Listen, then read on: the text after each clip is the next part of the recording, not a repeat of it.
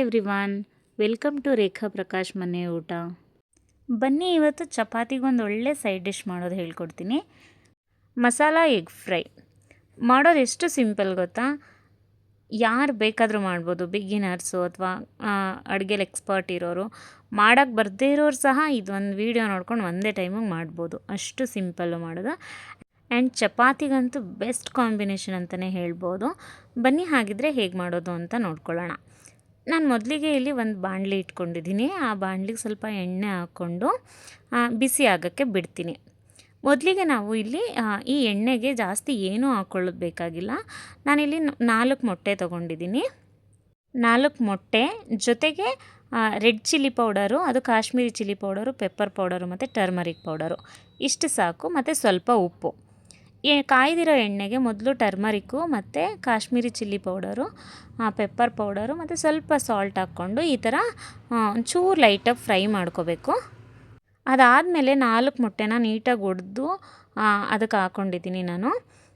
ಅದನ್ನು ನೀಟಾಗಿ ಫ್ರೈ ಮಾಡಿಕೊಂಡ್ರೆ ಈ ಥರ ಆಗುತ್ತೆ. ಚೆನ್ನಾಗಿ ಹುರ್ಕೋಬೇಕು. ಮೊಟ್ಟೆದು ಒಂದು ಸ್ಮೆಲ್ ಇರುತ್ತಲ್ಲ, ಅದು ನೀಟಾಗಿ ಹೋಗಿ ಗಮ್ ಅಂತ ಸ್ಮೆಲ್ ಬರಬೇಕು. ಅಲ್ಲಿವರೆಗೂ ಈ ಮೊಟ್ಟೆನ ಹುರ್ಕೋಬೇಕು ಚೆನ್ನಾಗಿ.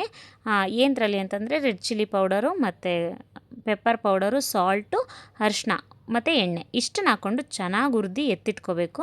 ಈ ಥರ ಆಲ್ಮೋಸ್ಟು ಎಗ್ ಬುರ್ಜಿ ಕನ್ಸಿಸ್ಟೆನ್ಸಿಗೆ ಮಾಡಿಕೊಂಡು ಸಪ್ರೇಟಾಗಿ ತೆಗೆದಿಟ್ಕೊಂಬಿಡಿ. ಅದಾದಮೇಲೆ ನಾನು ಅದೇ ಬಾಣಲಿಗೆ ಇನ್ನು ಸ್ವಲ್ಪ ಎಣ್ಣೆ ಸೇರಿಸ್ತಾ ಇದ್ದೀನಿ. ಎಣ್ಣೆ ಕಾದ್ಮೇಲೆ ಸ್ವಲ್ಪ ಸೋಂಪು ಕಾಳು ಹಾಕ್ಕೊಳ್ಳಿ, ಜಾಸ್ತಿ ಹಾಕೋಬೇಡಿ, ಸ್ವಲ್ಪ ಹಾಕ್ಕೊಂಡ್ರೆ ಸಾಕಾಗುತ್ತೆ. ಮತ್ತು 2 ಮೀಡಿಯಮ್ ಸೈಜ್ ಆನಿಯನ್ಸ್ ಹಾಕ್ಕೊಂಡಿದ್ದೀನಿ. ಈರುಳ್ಳಿನ ನೀವು ಯಾವ ಥರ ಬೇಕಾದರೂ ಕಟ್ ಮಾಡ್ಕೊಳ್ಳಿ, ಬಟ್ ನಾನು ತೋರಿಸಿದ್ದೀನಲ್ಲ ಆ ಥರ ಕಟ್ ಮಾಡಿಕೊಂಡ್ರೆ ಟೇಸ್ಟ್ ಸಕ್ಕತ್ತಾಗಿ ಬರುತ್ತೆ. ಈರುಳ್ಳಿ ಎಲ್ಲ ಚೆನ್ನಾಗಿ ಫ್ರೈ ಆದಮೇಲೆ ನಾನು 2 ಟೊಮ್ಯಾಟೊದು ಪೇಸ್ಟ್ ಹಾಕ್ತಾಯಿದ್ದೀನಿ. 2 ಟೊಮ್ಯಾಟೊನ ಬರೀ ಟೊಮ್ಯಾಟೊನ ರುಬ್ಕೊಂಡು ಈ ಥರ ಪೇಸ್ಟ್ ಮಾಡ್ಕೊಂಡು ಆ್ಯಡ್ ಮಾಡಿ. ಟೇಸ್ಟ್ ನಿಜವಾಗ್ಲೂ ಚೆನ್ನಾಗಿ ಬರುತ್ತೆ ಈ ಥರ ಆ್ಯಡ್ ಮಾಡೋದ್ರಿಂದ. ಈರುಳ್ಳಿ ಹುರಿದಾದ್ಮೇಲೆ ನಾವು ಟೊಮೆಟೊ ಪೇಸ್ಟ್ ಆ್ಯಡ್ ಮಾಡಿರೋದು. ಇಲ್ಲಿ ಟೊಮೆಟೊನ ಚೆನ್ನಾಗಿ ಹುರಿಬೇಕು ಈರುಳ್ಳಿ ಜೊತೆ. ಆವಾಗ ನಮಗೆ ಆ ಪೇಸ್ಟ್ ಕಲರ್ ಚೇಂಜ್ ಆಗುತ್ತೆ ಕಂಪ್ಲೀಟಾಗಿ. ಅಲ್ಲಿವರೆಗೂ ಚೆನ್ನಾಗಿ ಹುರಿಬೇಕು. ಅದಾದಮೇಲೆ ಮಸಾಲ ಪೌಡರ್ಸ್ನ ಆ್ಯಡ್ ಮಾಡ್ತಾಯಿದ್ದೀನಿ. ಇಲ್ಲಿ ಗರಂ ಮಸಾಲ ಮತ್ತು ಧನಿಯಾ ಪುಡಿ, ಅಚ್ಚ ಖಾರದ ಪುಡಿ, ಕಾಶ್ಮೀರಿ ಚಿಲ್ಲಿ ಪೌಡರ್ ಮತ್ತು ಸ್ವಲ್ಪ ಅರಿಶಿನ ಇಷ್ಟನ್ನು ಹಾಕ್ಕೊಂಡು ಮತ್ತೆ ಚೆನ್ನಾಗಿ ಹುರಿಬೇಕು. ಇದು ಎಷ್ಟು ಚೆನ್ನಾಗಿ ಹುರಿಬೇಕು ಅಂತಂದರೆ, ಈಗ ನಾವೇನು ಮಸಾಲೆ ಆ್ಯಡ್ ಮಾಡಿದ್ವಲ್ಲ ಅದ್ರದ್ದು ಎಲ್ಲನೂ ಹಸಿ ಸ್ಮೆಲ್ ಹೋಗಬೇಕು. ಮತ್ತು ಅದೆಲ್ಲ ಹಸಿ ಸ್ಮೆಲ್ ಹೋದ್ಮೇಲೆ ನಾನು ಇಲ್ಲಿ ಸ್ವಲ್ಪ ನೀರನ್ನ ಹಾಕೋತಾ ಇದ್ದೀನಿ. ಬಿಕಾಸ್ ಇದು ಸ್ವಲ್ಪ ಫ್ರೈ ಕನ್ಸಿಸ್ಟೆನ್ಸಿಲಿ ಮಾಡ್ತಿರೋದ್ರಿಂದ ಆ್ಯಂಡ್ ಅದನ್ನು ನಾನು ಚಪಾತಿಗೆ ಮಾಡ್ತಿರೋದ್ರಿಂದ ಸ್ವಲ್ಪ ಗ್ರೇವಿ ಥರನೂ ಸಿಗಲಿ ಅಂತ ನೀಟಾಗಿ ನೀರು ಆ್ಯಡ್ ಮಾಡಿ ಮಿಕ್ಸ್ ಕೊಟ್ಟಾದಮೇಲೆ ರುಚಿಗೆ ತಕ್ಕಷ್ಟು ಉಪ್ಪು ಹಾಕೋತೀನಿ. ಮತ್ತು ಮೊಟ್ಟೆಗೆ ನಾವು ಆಲ್ರೆಡಿ ಉಪ್ಪು ಹಾಕಿರ್ತೀವಿ, ಸೊ ನೋಡ್ಕೊಂಡು ಹಾಕೋಬೇಕು. ಉಪ್ಪು ಹಾಕ್ಬಿಟ್ಟು ಚೆನ್ನಾಗಿ ಕುದಿಯೋಕ್ಕೆ ಬಿಡಬೇಕು. ಇದು ಕಂಪ್ಲೀಟಾಗಿ ಕುದ್ದಿ ಸ್ವಲ್ಪ ಎಣ್ಣೆ ಬಿಡ್ತಿದೆ ಅಂತ ಅಂದಮೇಲೆ ನಾವು ಹುರಿದಿಟ್ಕೊಂಡಿರೋ ಅಂಥ ಮೊಟ್ಟೆನ ಇದಕ್ಕೆ ಸೇರಿಸ್ಕೋಬೇಕು.